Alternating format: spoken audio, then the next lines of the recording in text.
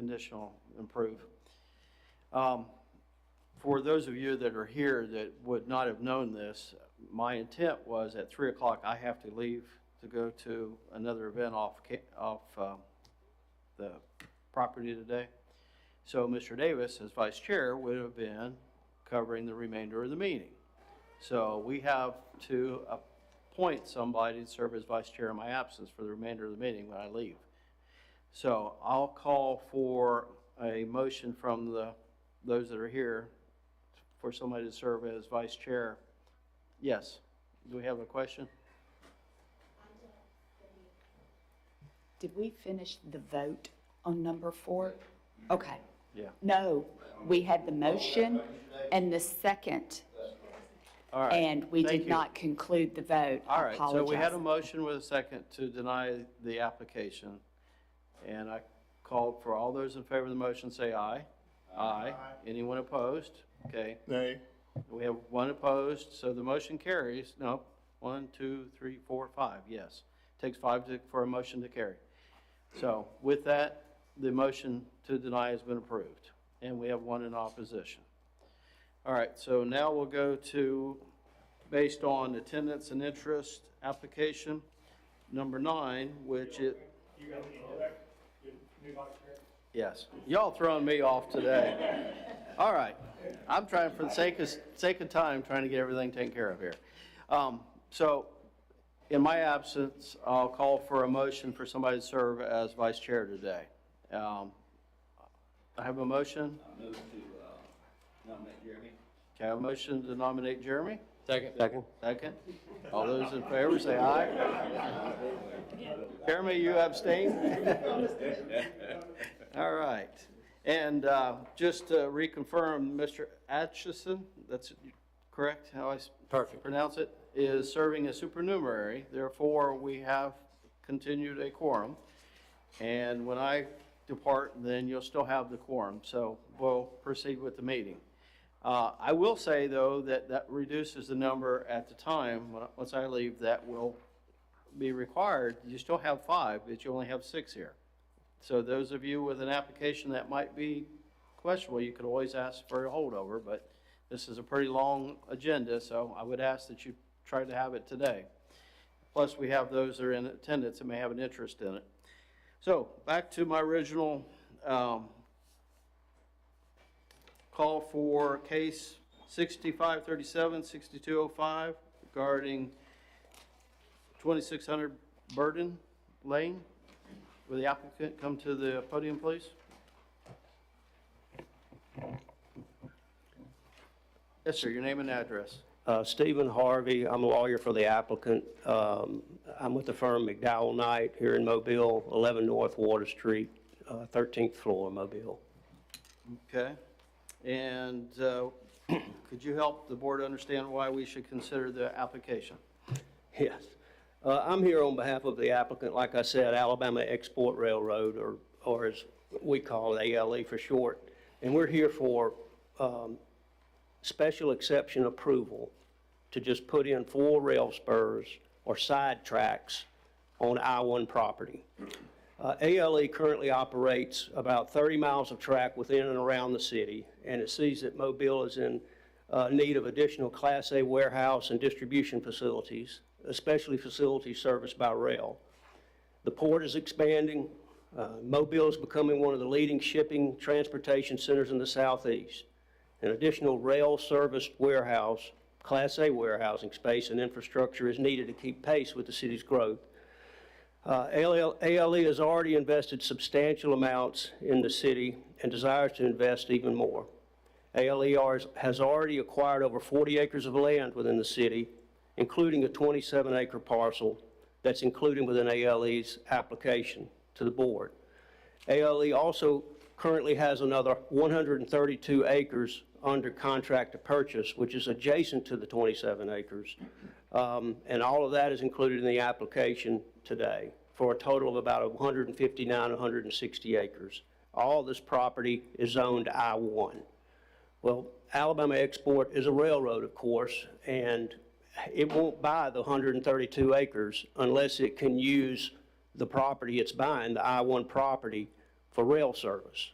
The new UDC requires board approval for use of I-1 property for, quote, railroad facilities. And railroad facilities has got a very broad definition under the new UDC, and it probably does require this approval, even to put in a sidetrack, a little rail spur, and unload and load cargo. That's all we're here for today, is just approval of these 4 rail spurs. Everything else that ALE wants to do with the property, warehousing, distribution, that's all allowed as a matter of right in I-1. And this is just special exception approval. We're not here for a variance. We don't have to show hardship. In fact, it should be approved unless there's something crazy that would make it riskier or harmful to the nearby properties or have some adverse effect on them, and it won't. This property has, a lot of this property has historically been used for rail. In fact, there's rail that runs right through the middle of it and on the eastern line that on the eastern side that ALE currently operates. If the special exception approval is granted, the city will greatly benefit from the infrastructure, the warehousing, and other improvements that will be constructed on the property. This will create jobs, add tax revenue for the city, and it will fill the hole now needed by the city as it grows, and that's Class A warehousing that is serviced by rail. And this will be done without any adverse effect on nearby properties. The property is mostly surrounded by property zoned and or used for commercial and industrial purposes. For adjacent property that's owned residential, there is some. ALE has proposed a buffer along that part of the property. Now all this is should be shown on the site plan, I think. Adding 3 rail spurs on the property will not disturb any nearby properties or residents. Like I said, there's already operating rails right through the middle of the property and along the east side.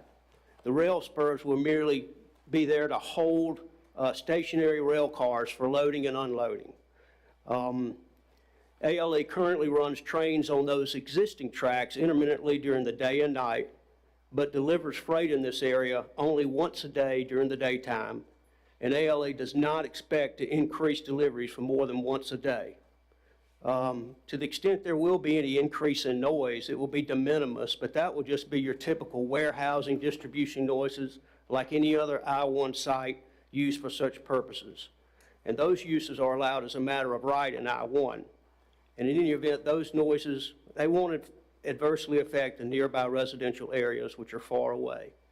I think where the activity that will take place will be there where the warehouse site is shown, the unloading and loading.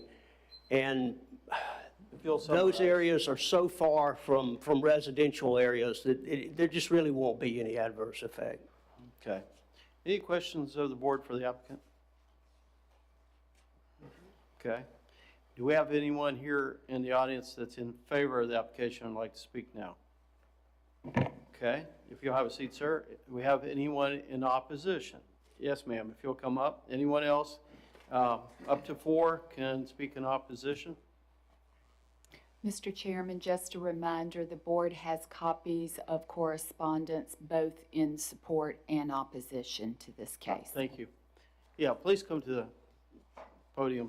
Your name and address. Okay, I'm Ethel Harris at 2472 Boyette Street, Mobile, Alabama, 36617. My concern is the cargo that will be traveling. I live next one lot from this railroad that's running through, and my concern is hazard material will there be, and as far as noise, there is a minimum amount of noise now. I'm concerned about the excessive amount of noise that is going to run through there and disrupt our everyday lifestyle in that area. Okay. Any questions of the board for the resident? Mr. Chairman, ma'am, just generally speaking, when you have a rail siding that comes off of either a main spur or a main line, the train has to slow down considerably because he's only got a short distance to go to get to if they're gonna unload at a warehouse door, okay? So it has to just creep up there. So it's not like a new train's gonna be running through that property. So I'm just speaking in general, if that helps you some. So it'd be slow. Well, I'm familiar with a little bit how they operate the train because just in my backyard where the tracks connect, that is extremely loud because they are unhooking and hooking the trains and putting them on different rails, and it can be very disruptive because I've gotten up at night and went out there with a flashlight to see what was going on. It was so noisy. It awakened me. Right. All right. Any other questions or comments from the board? Well, thank you, ma'am. All right, do we have anyone else in the audience that would like to speak in opposition today? Okay, and as staff stated, we do have some comments in opposition and in support. Mr. Chairman, if I may, since we're plowing new ground under the UDC, on page 5 of the staff report, in the bottom considerations, if someone were to make a motion to approve, we need to, under the new code, adopt those findings of fact 1 through 12, subject to the conditions at the bottom of page 6, 1 through 4. But adopting the findings of fact are very important. Okay, thank you. We get to that section.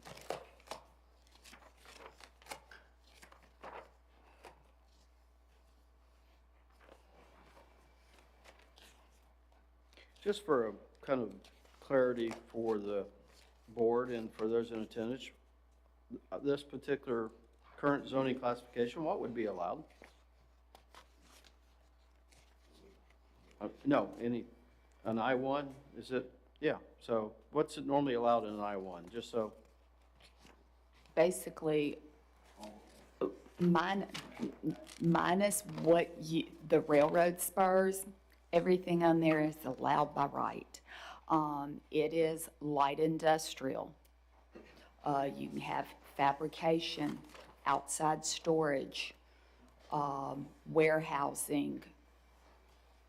So activity and noise and things that very similar, okay. If I can ask a question to staff, and previous to the adoption of the UDC, I-1 allowed railroad expansion, is that correct? Okay, but what I read in the UDC says that railroad expansion is not allowed in I-1 currently? It's my understanding that under the old ordinance, they would not have to be here. Right. And I guess I was just pointing out that the spurs that are being asked for, I don't know that necessarily would be considered as railroad expansion, and, you know, maybe the intent of the UDC was to limit new rail lines through I-1, raw I-1 land. Just comment on that. And then, Doug, if we adopt any considerations, you're talking about the 1 through 12, do all considerations need to be included, or? You just considered, but they don't have to adopt every one of them, do they? You wrote the thing, you tell me. I didn't adopt it.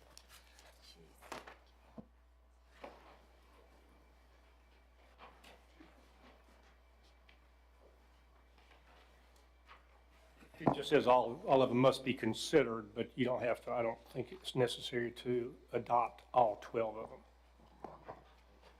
Just that we have some justification legally to approve it.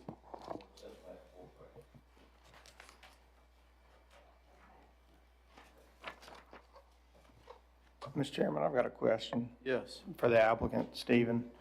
As far as the noise and just her concern about that and the 30-foot vegetative buffer, what's planned for that vegetative buffer as far as how substantial will it be?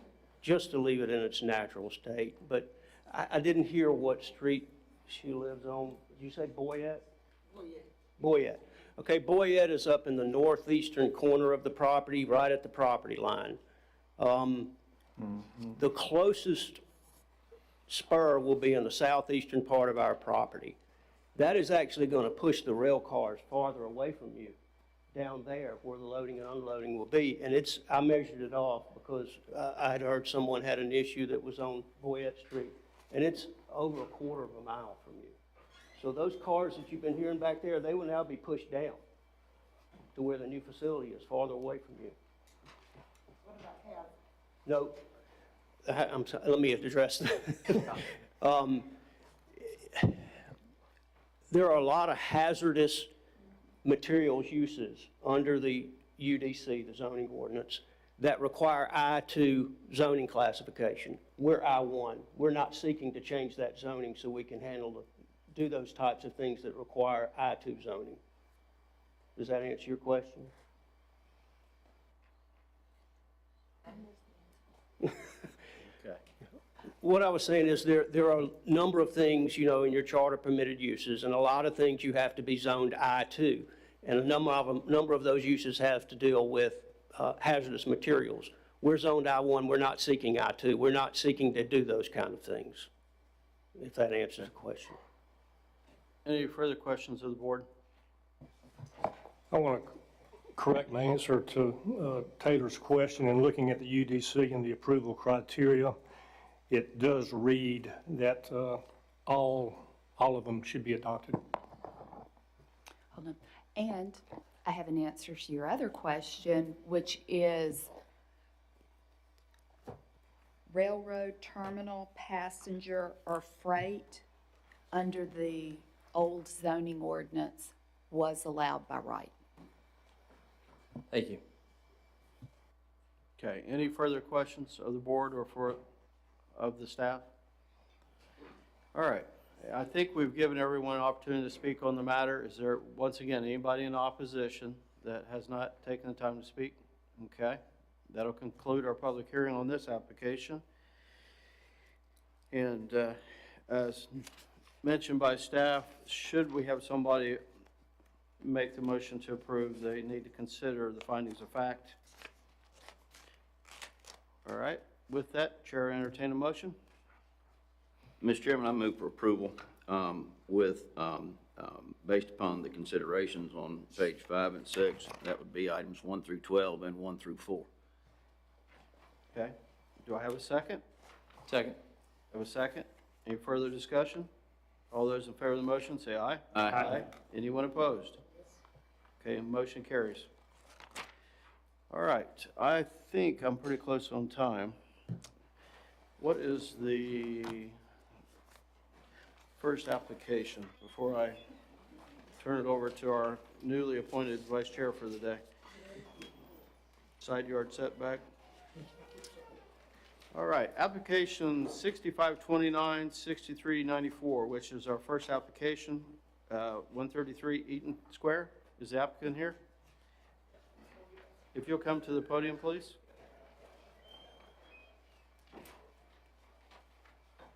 Good afternoon, your name and address, please. Melly Noblet, 133 Eaton Square. Okay. Can you tell the board why we should consider your request for a variance? Well, I'd like to add a garage, and if you look at the plat, I read the email you sent me, and it suggested maybe moving it to the front, so I didn't have to ask for that side yard variance. But if we moved it to the front, which we did consider, Eaton Square's a cul-de-sac, and it's not good parking on the street, so the most logical place was to put it in the rear of our driveway. And that allows for more parking on our lot rather than having to park on the street. And the way we built the house years ago, it's just the most logical place to put the garage. It's the best use of the lot, we believe. And we'll do whatever you say we can do, but We were just hoping to get that back corner of the garage if possible. And I think you may, well, you tell me how much you'll give me on the back. It's up to you. Let me ask a question. You see the 7.5-foot drainage utility easement on the left side of this? Yes? There is a section that is actually in that. Is that section something you could reduce? And We can, okay. whatever you Yeah. allow. Yeah, I understand from the old shell side, so I'm more so inclined for that, but that utility easement, you may want to try to reduce, and it'll still give you the footprint for the most part you want. Okay. Any other questions of the board for the applicant? Okay, do we have any correspondence on this, staff? Yes, you have one letter in support. Okay. Do we have anyone here? You can have a seat, ma'am. Thanks. Do you have anyone here either in support or opposition to the variance request today? Okay, that'll conclude the public hearing on this application. With the applicant's agreement that they could reduce that one section that protrudes into the drainage utility easement to within the setback requirements, Chair would entertain a motion. Mr. Chair, I make a motion to approve, subject to they move it back off of that 7.5-foot drainage and utility easement. Okay. Have a In second? adopting the findings of fact, No, please. sorry, adopting the findings of fact. Yeah. I apologize. All How right. far are we requiring them to move it Just out of back? it. Just out of it, yeah, just out of it. Okay. All right, I have a motion with a second with that requirement to reduce the setback or the footprint out of that easement. All those in favor of the motion, say aye. Aye. Anyone opposed? Okay, motion carries. And with that, I will depart, and Mr. Milling will now serve as your chair. Once again, I will emphasize that you only have 6 here to vote, and it will take 5 to affirm a motion either in support or opposition. So if you should be inclined and wish to have all 7 vote, then that would be to your, discretion, I would say. So thank you, and I'll turn it over to Mr. Milling.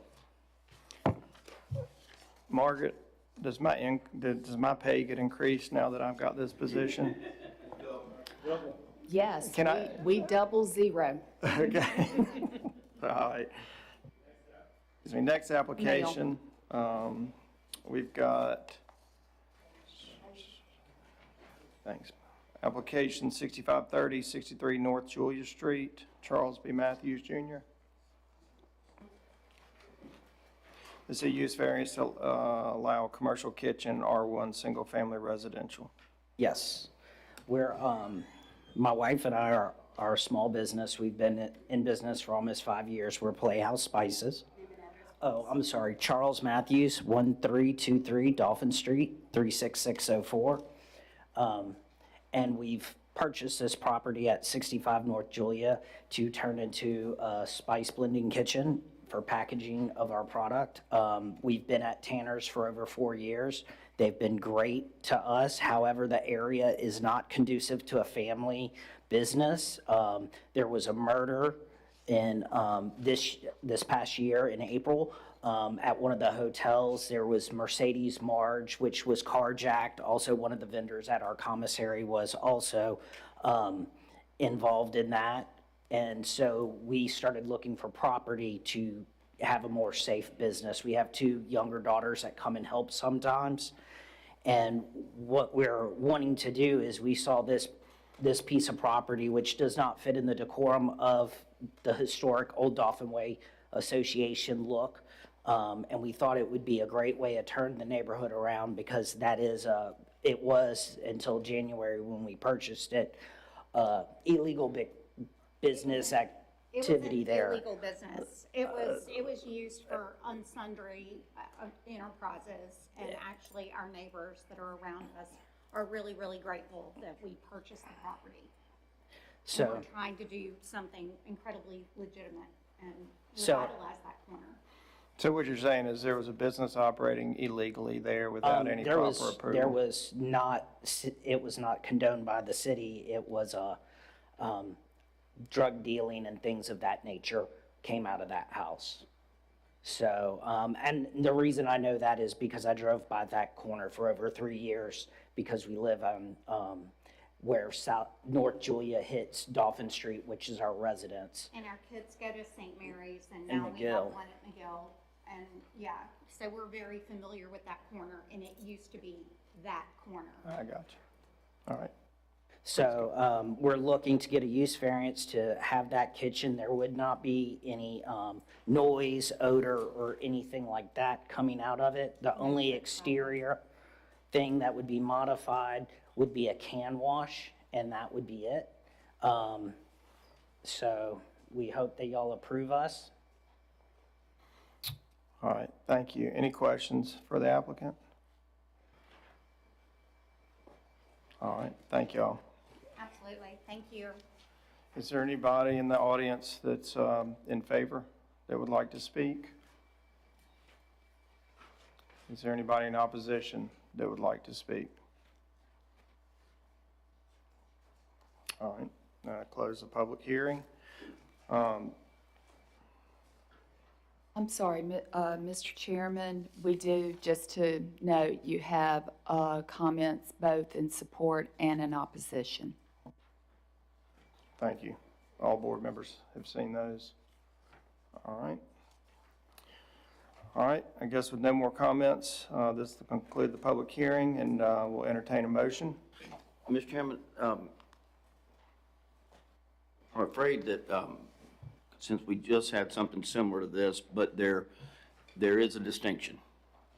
And I think in the previous application, I think more of the concern that was raised by the neighbors was the vehicle. And we don't have that here. So I'm not advocating one way or the other, but I do think we do need to consider what we just did to some degree. Thank you. Any other comments? And in response to that, I'm sorry, sir, I've closed the I'm public sorry. hearing. I Oh, apologize. I'm sorry. Thank you. Yes, sir. This is a kitchen, am I right? Sir? This is a kitchen. Yes, sir. Okay. All that goes along with that. Yeah. All right, so ask for a motion. Motion to deny. Second. All right. All those in favor, say aye. Aye. All those opposed? Opposed? All right. The motion carries. The application is denied. All right. Moving on to application 3, 6531, 2153 Venetia Road, Brent Hyder. Is a use variance to allow an accessory structure to remain on a lot without a primary structure in an R1 single-family suburban neighborhood. Good afternoon. Hyder? Brent Hyder, Venetia Road. My purpose for being here is I wish to tear down a house, a 70-year-old house, and put up a new one. I have a separate outbuilding, which is a center block garage about 150 feet away from the tear down site. I'd wish to keep the garage in place, to keep my cars and lawn equipment, et cetera, until I build the new house. I'm requesting to leave the existing garage in place until that time. Mr. Hyder, I've got a couple questions. As far as do you have a defined time frame? Assuming you got approval for this application, is that something you would start immediately in tearing it down and building a house, or? Not immediately. Time frame is 1.5 years. Say that again, I'm sorry. 1.5 years. 1.5 years? Yes, sir. Okay. Any questions from the board for the applicant? Okay, thank you, Mr. Hyder. Is there anybody in the audience that's in favor of this application that would like to speak? All right, if none, anybody in opposition to this application that would like to speak? All right, if none, then that concludes our public hearing.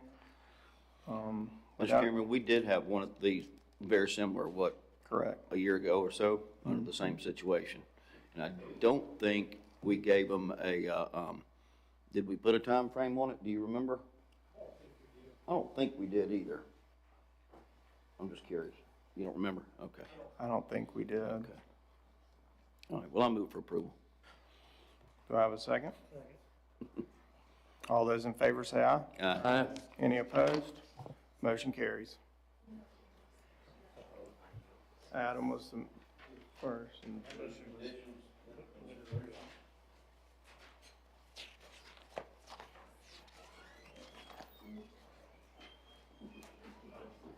Findings of fact, page 4. Oh, excuse me. Yeah, page 4. So basically just 1 and 2 under considerations? Oh, sorry. Okay.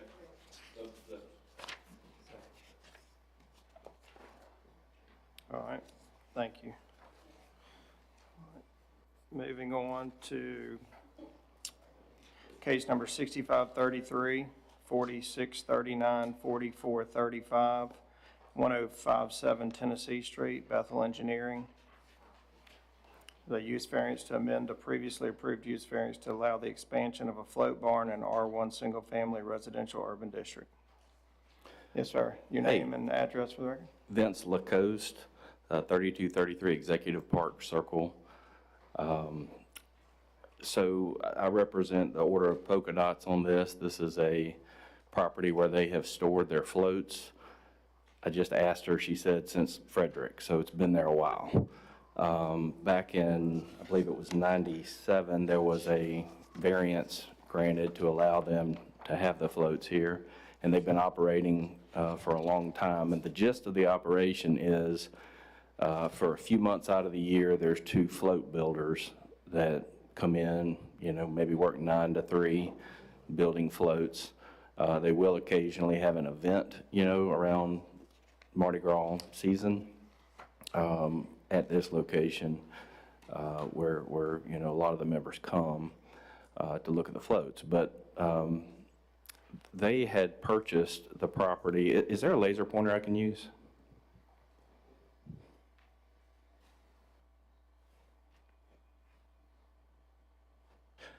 They had purchased this side of the property recently, and the intent was to add another building on that side. We actually had a pre-development meeting with the city, and Tennessee Street that's located there to the north is not paved. It is, you could say gravel, it's mostly dirt. It's just a side road right there adjacent to the railroad. In fact, a lot of the research we did, title company research, surveying research, and even talking with the city, is we were never able to really verify the right-of-way separation between the street and the railroad to know exactly where that is. And so we couldn't improve Tennessee Street adequately, because that was the initial plan, was to pave Tennessee Street down to a new parking area and a new float building.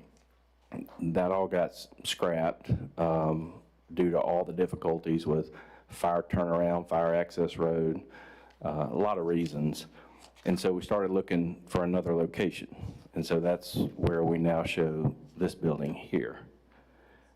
It should be noted that Kentucky Street is also not paved. So the only paved road is Gale, and there's a giant oak tree that sits in this area that prevents, exiting and entering the property. How they currently and have forever functioned is, they build the floats and then they bring it out of the building down this road and then north on Gale. So I hope that answers, any questions you guys would have as far as the operation. The one thing about the report that I would like to ask for some relief is the parking. There is no way to fit parking in off of Tennessee and staying on our property. That's where that's where the 2 people that come are currently parking and have been. But to make that compliant with city requirements is not possible in that area. And again, Tennessee's not paved, Kentucky's not paved. We would like for them to be able to continue to park as they have.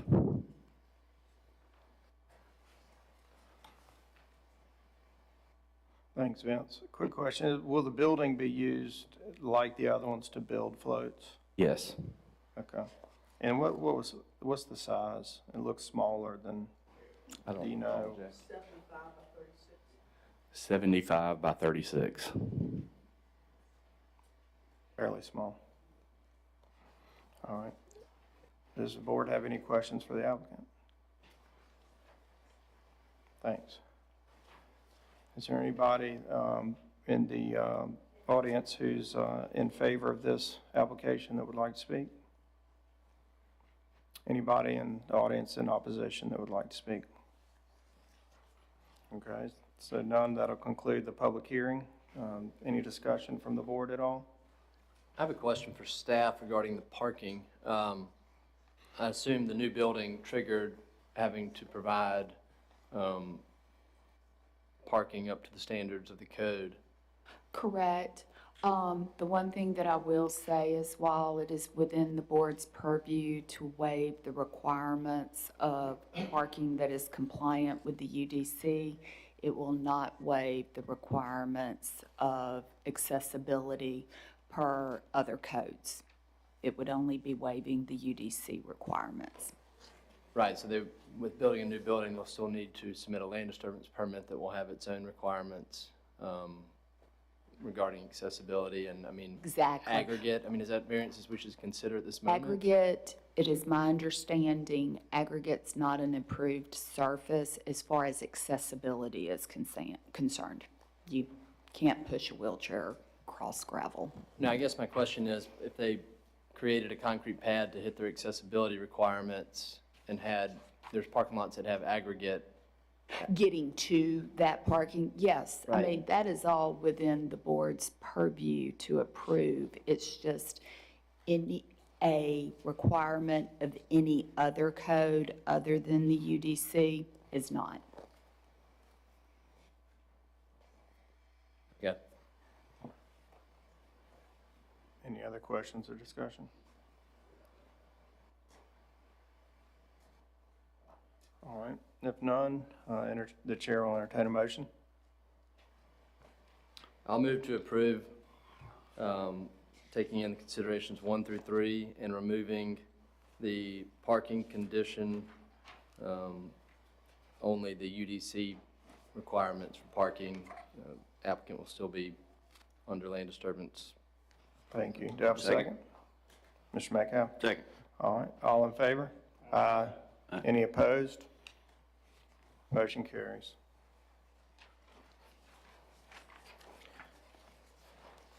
All right, next application, 653415, 1956 St. Stephen's Road. DeLawrence Johnson. The sign variance to allow digital sign within 300 feet of residentially zoned property in a B2 neighborhood business urban district. Mr. Johnson? Actually, my name is Austin Veal. Oh, sorry. I'm representing the church. My address is 19585 Diffuse Street in Citronelle. All right, and can you tell us why we should grant this variance? Yes, sir. About a year and a half ago, our original sign, which is an old sign, was demolished by a hit-and-run driver, just totally demolished. And one of the complaints that we always had was a lack of visibility from the street. Our structure, church, is actually recessed back off of the main road about a good 35, 40 feet.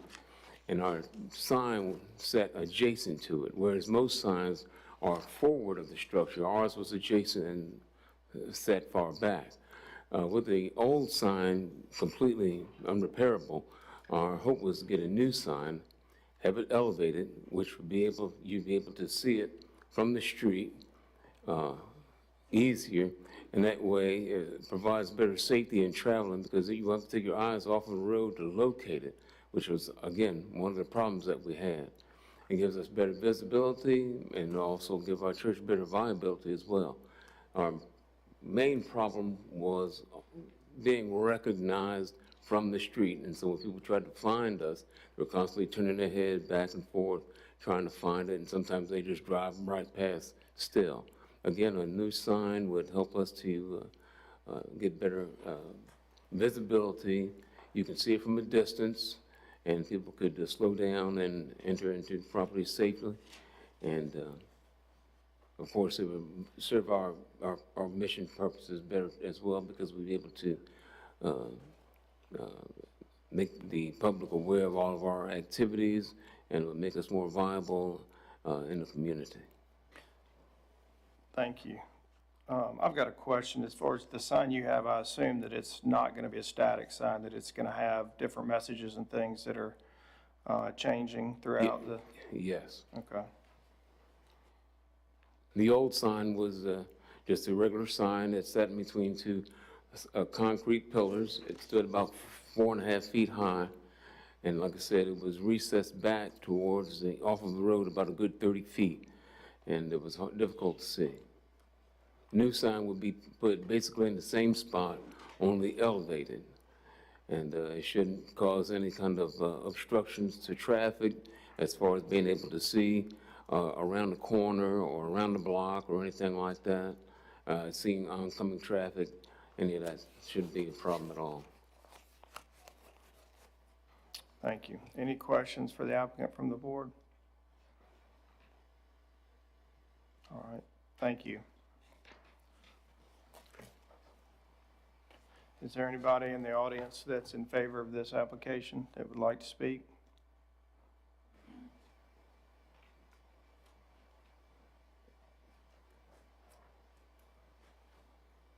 If you could state your name and address, please.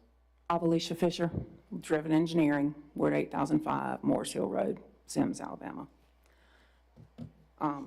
What the pastor didn't share was we did provide an exhibit that was submitted to the portal that shows that most of the properties surrounding the church are B2 zoned business properties. That's it. The few residential properties that are within that 300-foot radius, there's one that's vacant.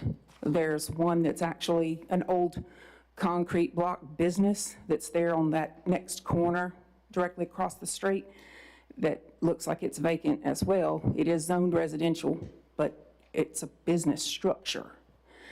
In addition to that, the other residences in the area are buffered by other buildings, so the light from the sign won't be visible to the residences that are within that radius. And I just wanted to make sure that that information was shared with the board before y'all made a decision.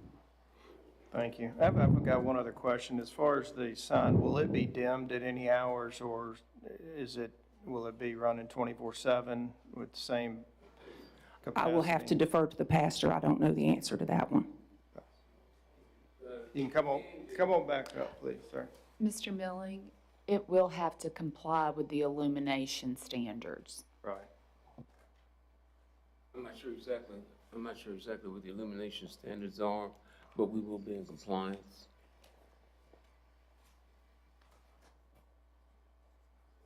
All right, thank you.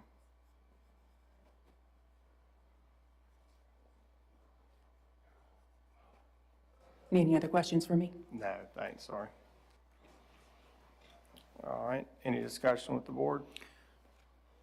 Mr. Chairman, I think that, we've been very careful, except for price signs. We've been very careful about this, especially you. But I think I recall at least one circumstance where we did grant an approval, and it was because of the actual placement of the sign in proximity to where the actual residential uses are. I think it was Azalea. Because it was a matter of whether it could be seen or not just within the code itself, but whether, just depend on the orientation of it. No, I think you're right. I mean, I know in past where, I've been in opposition, it's been a concern of being a nuisance to the residential, neighborhood or houses around there. So I think if it is a situation that it is not creating that nuisance because there's a buffer with other buildings, commercial buildings, et cetera, I do think that comes into play. Okay, thank you. Any other questions or comments from the board? All right, with none, conclude a public hearing, and I'll entertain a motion. Mr. Chair, I motion to approve based on conditions that they apply, where they comply with the illumination standards. Thank you. I'll second the motion. And findings of fact. And the findings of fact. All right, thank you. Adam, did you second? I did. All right, so I've got a motion and a second. All in favor? Aye. Any opposed? The motion carries. Thank you. All right, moving on to number 7, case number 6535, 2485 West I-65 Service Road North, Munn Enterprises, Inc. So sign variance to allow 4 signs, one of which exceeds 350 square feet on a single tenant commercial site in an I-2 heavy industrial district. And your name and address, please? Yes, my name is Carrie Little, Munn Enterprises, so the company I work for is 7712 Highway 49 North, Hattiesburg, Mississippi. We're here to ask for a variance. Come down a little bit. We're here to ask for a variance for Empire Truck Sales over off the Interstate 65 area. They have a very large building and they need more signage for visibility. Their company revolves around the larger truck, 18-wheeler to And with that, with the speed that the trucks travel through there, they need time to visibly see and be able to stop in a safe way to exit off to get to their company. So they're asking for a variance for one larger sign that will be the name of the company. The actual variance sign is actually the one that says Empire Truck Sales, not the Freightliner. That one was actually approved. That was one of the signs. That's the sign that they're asking for the variance for. That's the actual name of the company, yes. Yeah, okay. So we've got 4 signs, so excess of 1 sign. So we've got the Empire Truck Sales. Correct, that's the one we're asking for the variance. We were approved for the pylon sign previously. We were approved for the Freightliner previously. And the Express is actually approvable. We have not paid for that sign yet, pending the outcome of this variance. All right. And the way that Mobile does their signage, the way they figure their square footage, you have to put a complete rectangle around the sign. If you go back to it, there's a lot of airspace in there. The E and the logo. Can y'all go back real quick to the Empire Truck Sales sign? The linear one. Yes. Thanks. The E is, I believe it was 7 foot, but the Empire Truck Sales is only, I believe it's 4'6". And so the way that the city requires you to do the square footage, you can see there's a lot of free space. If you take the air out, it is a lot less square footage. But again, it is the way that y'all have to rectangle it and put a box around the entire thing.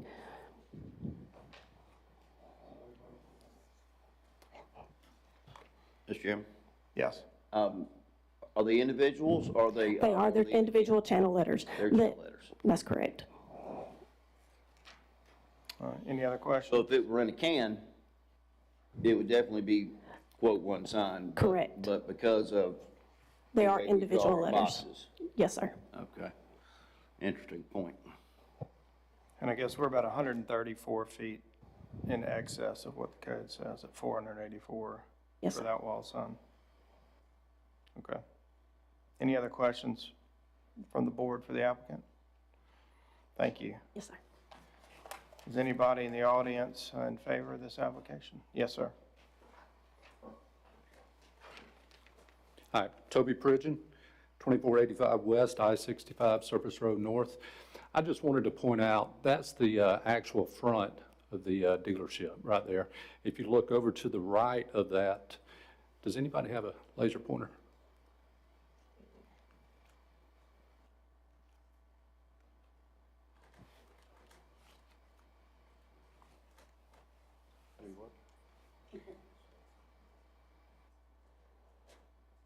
How do you work?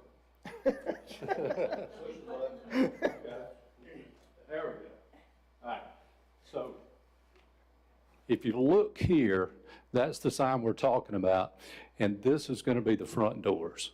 So the sign, where the sign is at right now originally, that's going to be our parts warehouse, and about 25, 30 feet over to the right, that's going to be our front door. So we feel that this sign is very, very important to us. So this is the new building, right? That is right. Thank you. All right. All right, appreciate it. Anybody else in the audience in favor that would like to speak? Anybody in opposition that would like to speak? All right, one thing I will say, because I drive by this building a lot, and it's a large building, but it also spans a lot of space. And so one of the things that I take into account when, considering the variance applications for signs is, is it appropriate for the building and is it in scale? And I do think on this application that these signs are in scale with the building. Any other questions or comments from the board? All right, none, then we'll conclude the public hearing, and I'll entertain a motion. Move for approval, Mr. Chair, based on the considerations, findings of fact. Thank you. Do I have a second? Second. Thank you. All in favor? Aye. Aye. Any opposed? Motion carries. All right, thank you. Moving on to case number 6536, 6219, 6048, 163759, 1260 and 1262 Dolphin Street and 4 North Ann Street. Applicant Central Presbyterian Church. Chris Bullock is the agent. This is a special exception variance to allow massage therapy in a B1 buffer district. Thank you. Mr. Bullock? Chris Bullock. Chris Bullock. 1260 Dolphin Street. If you want my home address, it's it's fine. I'm here because of our kind of growing efforts within our neighborhood to increase sort of the well-being of that neighborhood through counseling and through gardening and community gardens. I've been here twice before to ask for what used to be called something else, to allow artists to be in my building. And then you all also approved during the pandemic a photography studio to be in this building. I see this as a natural extension of an unused space in our building to allow somebody to come in and offer massage therapy. The reason I'm before you all is that her license requires for her to locate her place of business. So it has to be allowed within that place of business, or in my case, a church. Okay. Thank you. Any questions for Mr. Bullock? Thank you, Mr. Bullock. Is there anybody in the audience that is in favor that would like to speak? Anybody in opposition? Margaret? Just note the letter that you have. Yeah. That's what I was looking for. Yeah, just for the record, there is a letter from a concerned congregant that is in opposition. All right. Any discussion of the board? All right, if none, then I will entertain a motion. Mr. Chair, just a reminder to the board again, this, like the other application, is a special exception. So you have the longer list of considerations. Right, but it's not a hardship, it's just... That is correct. Okay, thank you, Margaret. Keep me straight. I'm fuddling through. All right, do I have a motion? Motion to approve with the additional, what is it? Findings and facts. Second. All right, so I have a motion and a second. All those in favor, aye? Aye. Any opposed? Motion carries. Thank you. moving on to number 10. Case number 6538, 6233, 5486, 660 Dunlap Drive, Austell, USA. Joey Nunley, all right. In this application, it's a building height variance to allow a building higher than 100 feet in an I-2 heavy industrial district. That's correct. So we've got a lot of good things going on at Austell. Your name and address. Oh, I'm sorry. Joey Nunley, 100 Austell Way. Thank you. We got a lot of good things going on at Austell. We've received just recently another contract with the Navy to build some more ships. These buildings that I'm asking for a variance on today are actually for a couple of other ships that we had won a little while back. So altogether, I mean, so the staff report, it supports all of this. There's been other variances that have been approved out here for building heights. Currently, there's a couple of buildings out there for about 125 foot high. The UDC only allows up to 100 foot. So we're just asking for a variance to go above that. One of these buildings is going to be somewhere between 160 and 180, and then the other one's going to be right around 130. So any questions, I will be happy to answer. What's the height of the two buildings that y'all have there where the ships are being side? The ones right there on top of the tunnel? Yeah. That's about 125 to 130. So they're again above what the UDC allows, and we're just asking for a variance for these. I've got one question. As far as the way it's written up in your statement, as far as approximately, so if we approve it, say for 180, do you feel comfortable that will take care of what you need? That's correct. I put 180 in there because we're still going through the design process. We're not going to go above 180. I'm honestly thinking it's going to be around 160. Okay. So, thank you. Okay. Any other questions for the applicant? Thank you. All right, thank you. All right, is there anyone in the audience? I got a quick, I'm sorry. quick question to staff. This is, and I think we need to, your call, but I would certainly like. As chairman? Yes, I would certainly like to know going forward, on these applications, if the application is due to the new UDC, okay? I think it would be helpful for us, at least in the beginning. Does that make sense to the board members?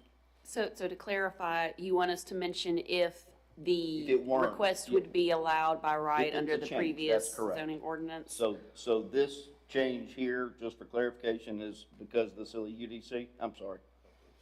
The UDC? The height would still be an issue pre-UDC as well? Pre-UDC. Yes, sir. But they built to 130. Let me pull I up. think, didn't it say they got a variance? I Well, think they got a variance for that. There have been variances for this site previously. Let me see. And across the Austell complex. Sure. have been variances. Okay, all right, that's fine. I just wanted to know. Thank you. All right.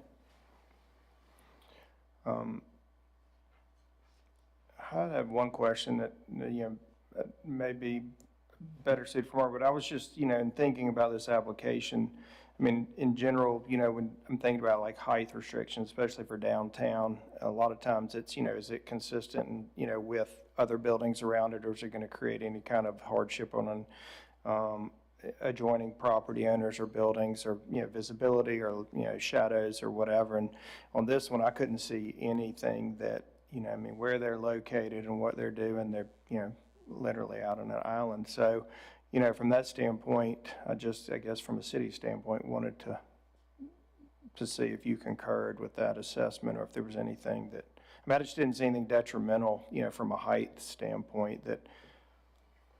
Yeah, yes, sir, I would agree. And to go back to Mr. Metcalf's previous question, I did just confirm the old zoning ordinance did limit structures in I-2 districts to 100 feet as well. So they would have had to get this variance regardless. Thank you. All right, thanks. Any other comments or questions? All right, is there anybody in the audience in favor? Anybody in opposition? who would like to speak? All right, if not, then that concludes the public hearing, and the chairman will entertain a motion. Mr. Chairman, I'll move for approval and build those ships, sir. Second. Yeah, to all of it. To both. Taylor, did you second it? Yes. Okay, so I have a motion and a second. All those in favor say aye. Aye. Aye. Any opposed? Motion carries. Thank you. All right.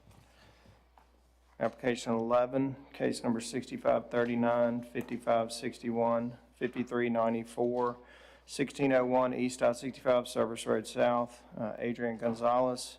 It's a special exception to allow heavy equipment sales in a B3 community business district. Mr. Gonzalez? Actually, Tom McCoy representing Mr. Gonzalez, as he's absent today. Okay. So we're Thank asking for this exemption as we don't. Real quick, your address, please. I'm from 22827 Mountain Creek Court, Katy, Texas. Welcome. Thank you. Thank you. So we're asking for this exception as we don't think it substantially differs from the previous occupant in that we will be selling vehicles in excess of 14,000 pound gross rating as opposed to leasing. And only a smaller portion of our business will exceed 14,000 pounds. So what will you be selling? Utility trailers. I'm Big Tex Trailers. Oh, okay. I don't know if you're familiar with them or not. Absolutely. Thank you. They're known.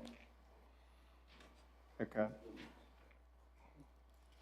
Any questions? Any questions for the applicant? All right, none. Thank you. Thanks so much. Anybody in the audience that's in favor that would like to speak? Anyone in opposition? All right, with none, that'll conclude the public hearing. Any questions or comments from the board? Mr. Chairman, this site was subject to a variance years ago because it was B3, and we allowed the aggregate around the back of the property. Isn't that right, Doug? I know. I remember that. That's why I was asking if you remember. Yeah, okay, thank you. I move for approval. And I'll say from personal experience, that has been used. There's been a lot of equipment on the back of that Yes. property. Maybe not for that size, but it's been used for this type of purpose. Yeah, when it was previously occupied by the Blue Rents, they had been advised at that time that they needed planning approval for their equipment usage that they were doing, but they never got that. So if they had gotten it, then the current applicant wouldn't necessarily need to be back here today. Thank you. Appreciate it. All right. Do I have a motion? Move for approval. Subject, adopting all the stuff. Do I have a second? Second. All right, so I have a motion and a second. All those in favor? Aye. Any opposed? Motion carries. Thank you. Thank you. All right, moving on. Application 12, case number 6540, 2318 St. Stephen's Road, Sign Medics LLC. There's a sign variance to allow 2 wall signs for a tenant on a multi-tenant site in B3 district. Your name and address, please. Shanna Miller, and I'm located at 11635 Taylor's Drive in Sims. I'm here with Sign Medics representing Sage Health. Sage Health will be going in 2318 St. Stephen's Road. We're here asking for a second wall sign.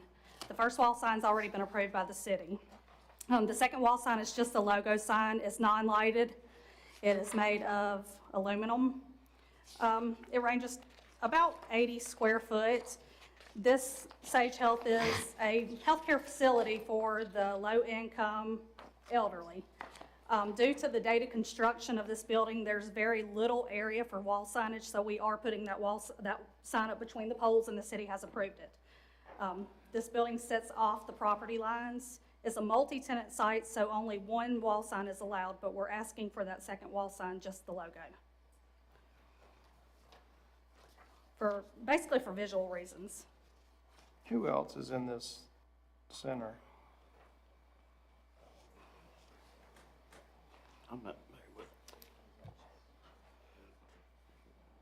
it. The Sage Health is actually paying for this whole building to be reconstructed. I'm not sure if there's anyone else located in that area, in that first suite at this time. Okay, thanks. It appears there's still a grocery store in there, and a dollar store. It's located on the building. And an beside. restaurant. Okay, thank you. All right. Thank you, Ms. Miller. Any questions for the applicant? All right, thank you. Is there anybody in the audience, either for or in opposition, that would like to speak? You can have a seat if you want. Thanks. All right, if none, that concludes the public hearing. Chairman will entertain a motion.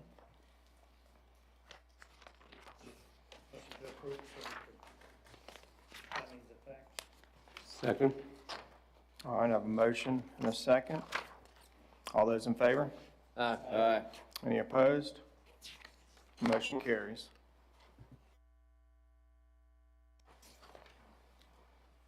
All right. 13, case number 6541, 3366 Cottage Hill Road, bird surveying. Front yard setback variance to allow reduced front yard setback in a B3 district. Yes.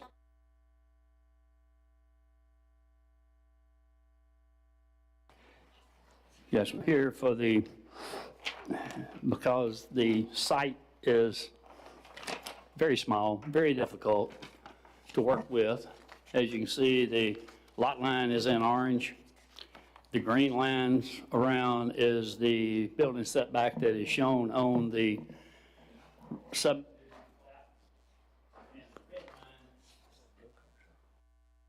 Which one? Thought it was. The red line is a 25-foot setback off of Old Cottage Hill Road. From green line on the subdivision plat, from this building setback line to that one is about 53 feet in this area. As you can tell, it tapers. And so it would, to use a 25-foot setback, it would cut it down to 38 feet, which makes it very difficult to develop the lot. The city requires a 24-foot driving lane. If you had a building facing Cottage Hill Road, you would only have a lane here and park somewhere on the site. It was approved, the lot was approved in the year 2000 with conditions being to show a 10-foot setback and the 25-foot on other places, but in the discussion in the minutes, it was mentioned to utilize that 10-foot setback, it would have to have Board of Adjustment approval. Now, that didn't get mentioned in the letter of decision, I suppose, and it didn't show up on the subdivision plat. The owner now has prepared plans based on the 10-foot setback for a car wash on the site, and we're here asking for a utilization of that 10-foot setback.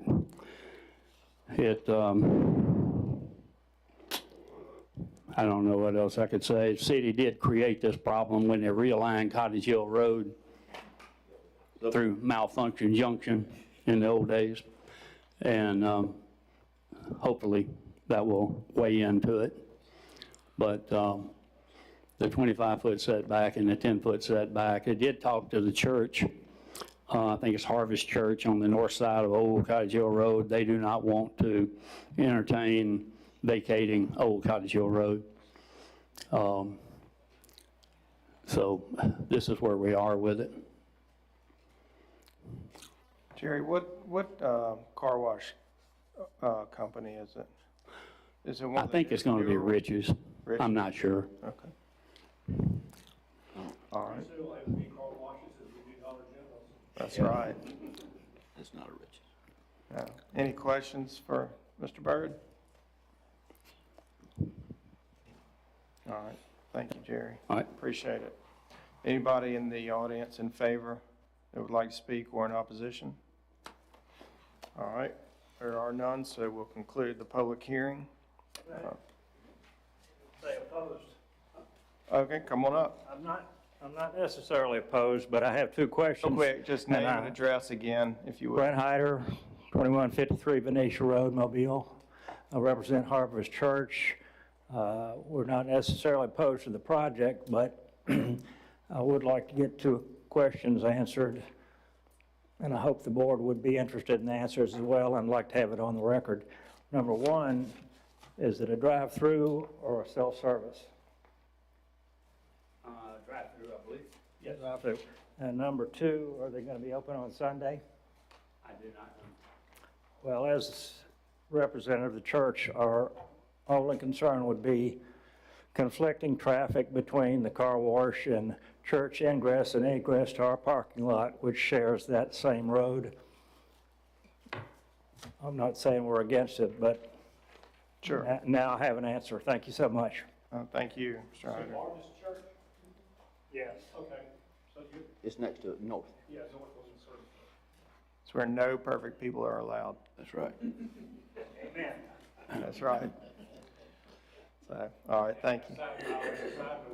That's why you've never gone there, Doug.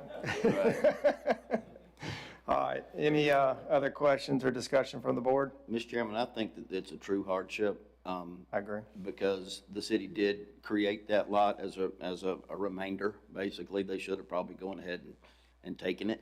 Yeah. But, so it is a hardship because of the dual frontages and the amount of setback required off of Old Cottage Hill Road. That being the case, I move for approval. All right. So, Yeah, whatever they're called on this one. facts of finding. Well, it just, basically this one says considerations. But finding of facts and considerations. All right, so I have a motion and a second. All in favor? Aye. Aye. Any opposed? Motion carries. Margaret, did you have a question? No. All right. Application number 14, case number 6542, 3662 Dolphin Street, Merrill P. Thomas Company. Pratt Thomas is agent. Sign variance to allow 4 freestanding signs for a multi-tenant site in B2 Neighborhood Business District. Your name and address for the record? Good day. Pratt Thomas, Merrill P. Thomas Company, 3662 Dolphin Street. We are here asking for a variance to allow for a sign in front of our building.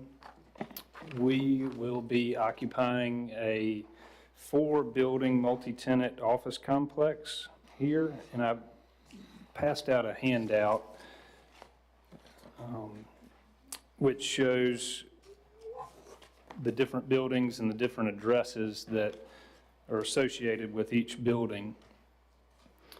The building that we'll occupy,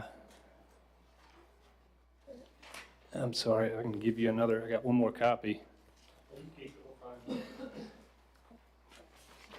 I just brought them to the meeting. Okay. The building on the top, which fronts Duru, is the building that's unlabeled. You can see a red line, and on the north side of that is the building that we'll occupy.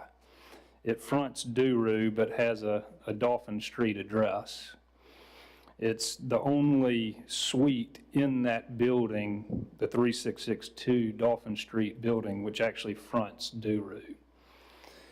So, Is that where the insurance company was, or Progressive, or was that? they're in 3662, right. Okay. But their access is from the courtyard that is, that you access from Dolphin Street, yes. Gotcha. So we'll have the same address, but you'll access ours from the north side of that building. So, we have over 100 tenants that come pay rent. It would cause a hardship for us. There's Express Employment, which is in that building as well, has the same 3662 address. They're upstairs, and they have a lot of foot traffic. And so we're trying to establish a sign that is, that designates us on that street, on Duru, rather than off of Dolphin.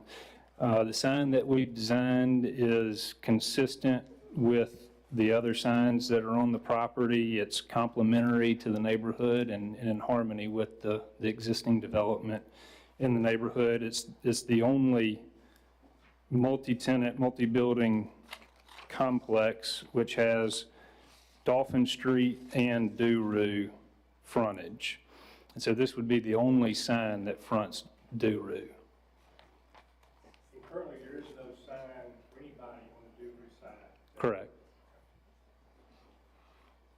Pratt, are these just different variables of whatever sign you ultimately? Yeah, use those for are different- conceptual. The one that's on the top is consistent with the design of the existing signs that are on Dolphin Street.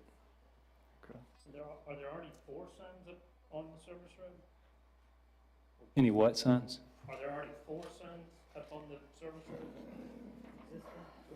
Yes, according to the plan in Google Maps, you have one, sorry.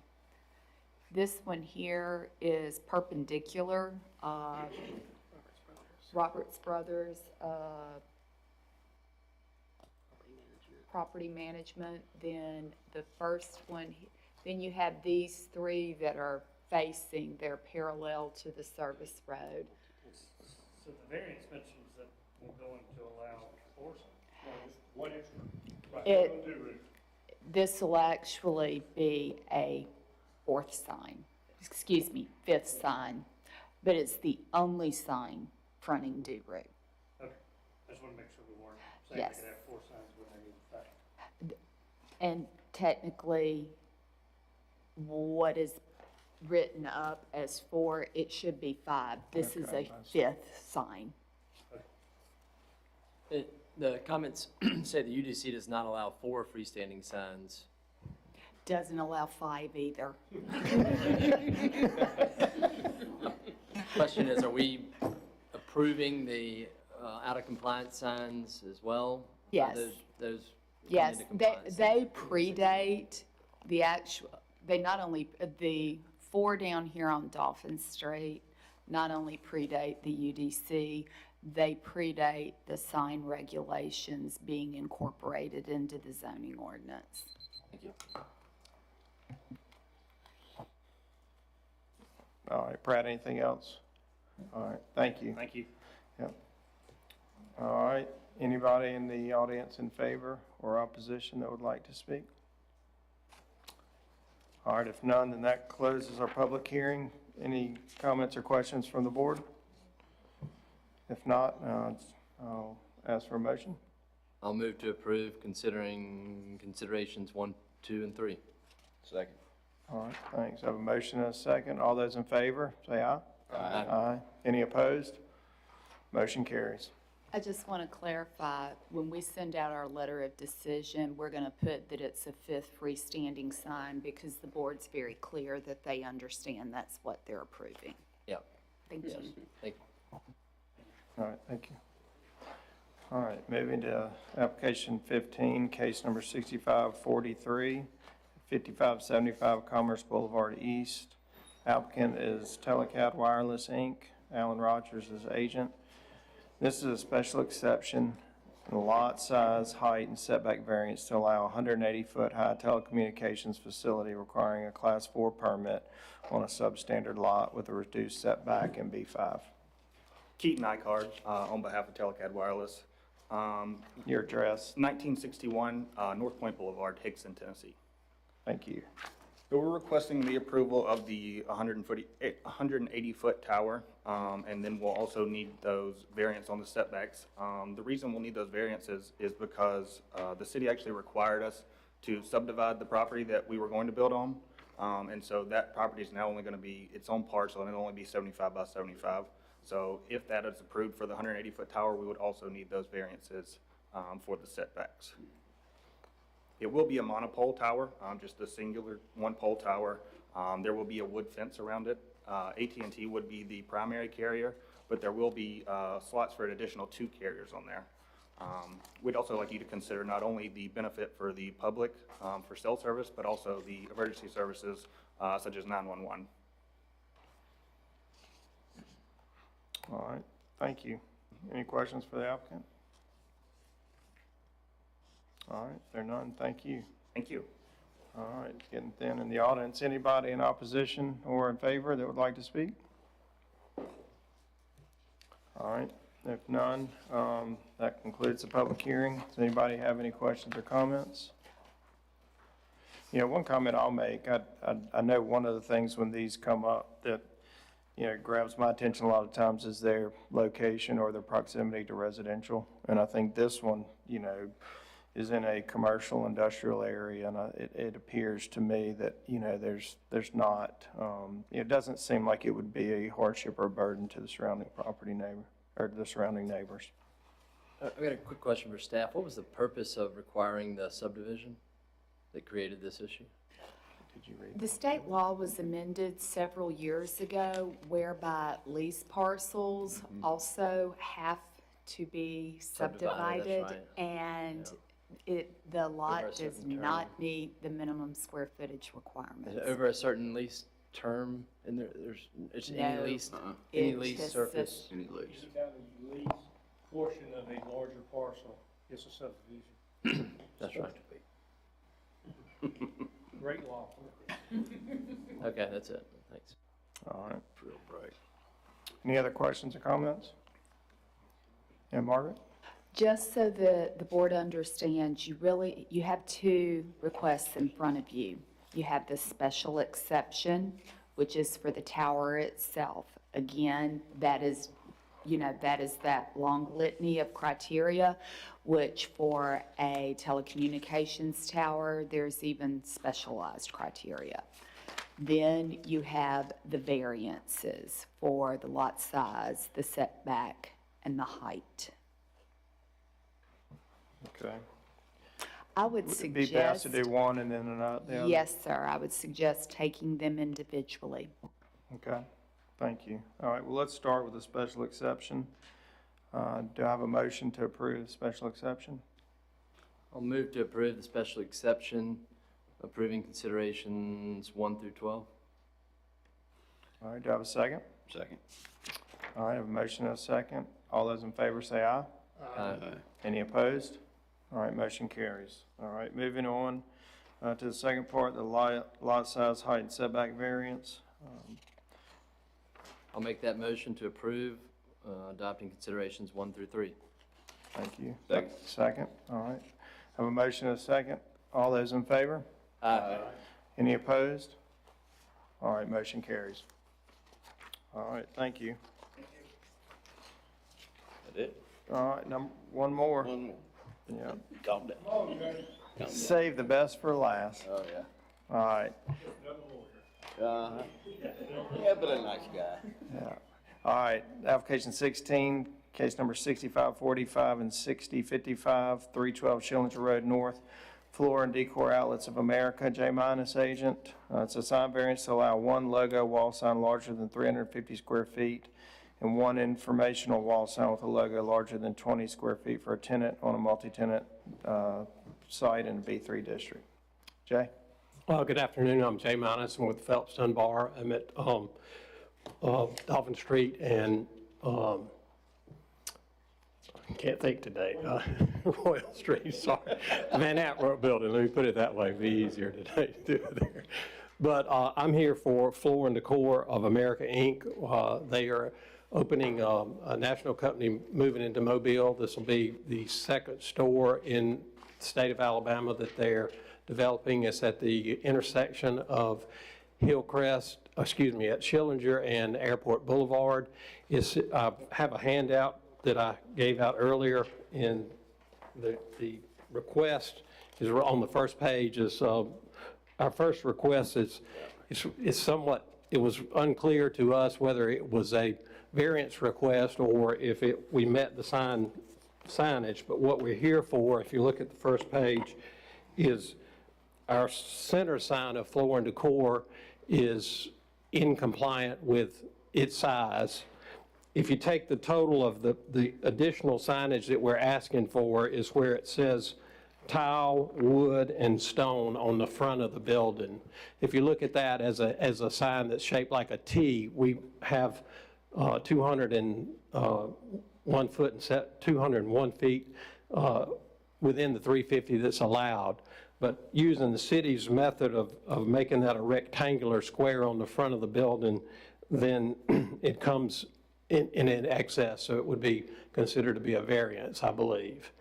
The hardship that we have is a Floor and Decor is, if you look a little bit further, it's taken over the old Dirt Cheap building in that subdivision, and it's an upgrade of the strip center there. We're spending approximately $9.2 million to redo this building and the investment.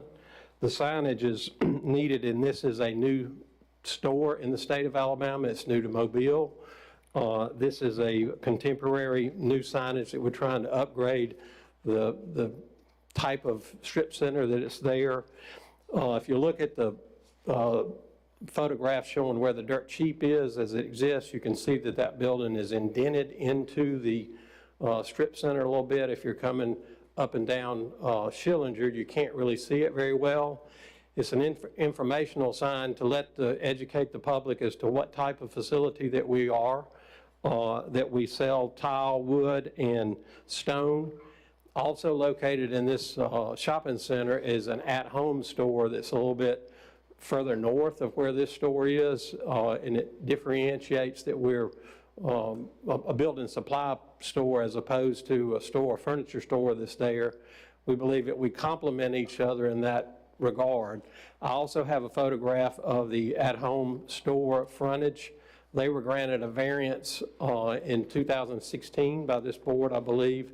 I'm not positive, but I think it included, if you look at the photograph, they have 2 signs on the front of their building. I think we're required, if you're looking at these as different signs, we're only allowed 1. But these would be additional signages of those 3 letters. It is our logo, and it's how we brand our stores nationwide, and we would have to differentiate that without that. So we do think that's a hardship. We believe that it fits within the type of businesses in that area. Lowe's across the street, if there's also a photograph of their building, they have more than 1 sign on the front of their store. A lot of times, they have the different types of areas that are in the store, and they have different signage on that. Home Depot also has the same. There are a couple of other photographs in the handout of showing that existing buildings, some of which were brought in as non-compliant when those properties were brought in, but nonetheless, they have multiple signage on the fronts of their stores. And I believe everyone would agree it's a very tasteful and signage that we're requesting for, and goes along with upgrading the neighborhood to a more contemporary frontage for the public. We also believe it would help in bringing in different type customers to this shopping center than the existing structures there. Secondly, we have another request that goes in the rear of the building. And if you look on page 2 of, it's not in my handout, but of the application, you can see an overlay of the whole shopping center. Our second request relates to the pickup location. We're requesting that it's on page 2 of my handout, that it include the name of Floor and Decor under customer pickup. And if you look at that overlay of the parking area, that location is in the rear of the building, and it's not easy accessible to the public. It's also not obvious to the public of where the pickup area would be. The reason for the Floor and Decor is logo is that particular bay that'll be constructed there. And if you look at the signage, it's the one over onto the left, the mark there. But if you can see that, I believe that's Burchette's that's in the front of the shopping center. You have to come around to Burchette's and go between that alleyway to see in there. So it's not really obvious to anyone that's trying to find that, where that is. There'll also be next to that, we have 2 signages that show customer pickup, we have two types of customer, would be the commercials that are coming in and picking up truckloads of flooring or stone or whatever from a commercial standpoint. And that would be the one that has the floor and decor customer pickup. And then the second would be the signs that'll be movable signs taken in and out. Now, I think they're already in compliant, and they'll be removed daily. Okay. Thanks. Also have Ms. Brandy Crawford with coordinate for if y'all have any particular questions for myself or her. Okay. Thanks, Jay. Appreciate it. Any questions for the applicant? All right. Anybody in the audience in favor or opposition? Alton Powell, work for White Spunner, represent the building owner, 3201 Dolphin Street. I just wanted to add where he kind of left off there, it ran out of time. This also helps make it a lot safer for people to pick up items, like Lowe's, Home Depot.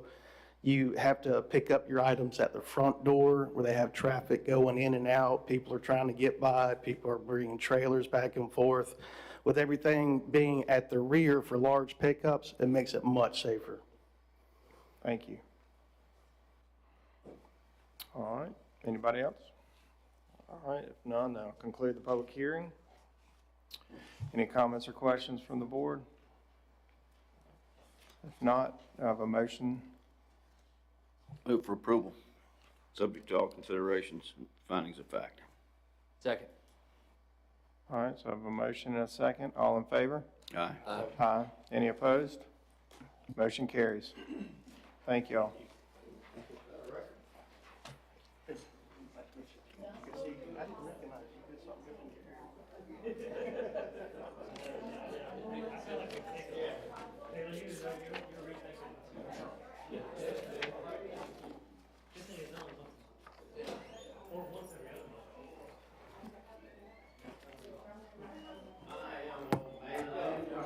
I didn't even adjourn the meeting, and everybody's walking away. I have no authority. You here again, Jeremy?